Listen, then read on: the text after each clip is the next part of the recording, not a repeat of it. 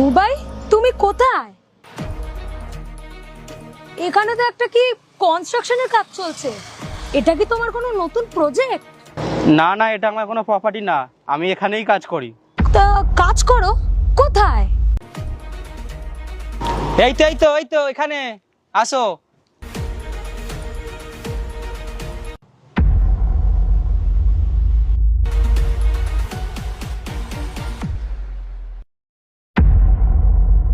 কেমন আছো? আমি ভালো আছি। বুবাই, এটা আমার মা। নমস্কার আন্টি। ব্যাস ব্যাস,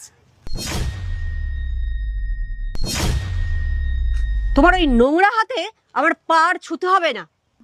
আর তুই তুই একটা মজুরের সাথে আমায় দেখা করাতে নিয়ে এসেছিস? মা, তুমি বুবাইয়ের সাথে এরকম ভাবে কেন কথা বলছো? এখানে কি হচ্ছেটা কি? আরে ও একটা জোগাড়ের কাজ করে আর ওর সাথে আমাকে দেখা করাতে নিয়ে এসেছিস? মা, আমিও আগে জানতাম না। মানে ও জোগাড়ের কাজ করে তোকে জানায়নি? শোন, সম্পর্ক না একটা সমান সমান লোকের সাথেই হয়। মা, বুবাই জোগাড়ের কাজ করে তো কি হয়েছে? সেটা কোনো সমস্যা নয়। বুবাই আমাকে ভালোবাসে আর সেটাই বড় কথা। তুই চুপ কর, তোর মাথায় না প্রেমের ভূত চেপেছে। চুপ করে থাক, আমি ওর সাথে কথা বলবো। তুমি কি এখানে জোগাড়ের কাজ করো? হ্যাঁ আন্টি, আমি এখানেই কাজ করি। তাহলে তুমি আমার মেয়েকে আগে বলনি কেন?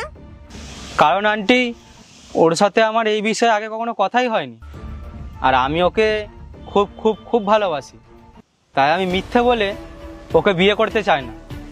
আচ্ছা, তোমার কি আমার এই কাজ নিয়ে কোনো সমস্যা আছে? না বুবাই, এতে আমার কোনো সমস্যা নেই। তুমি আমাকে ভালোবাসো আর এটাই যথেষ্ট। তুমি জোগাড়ের কাজ করো আর যাই করো, তাতে আমার কিচ্ছু যায় আসে না।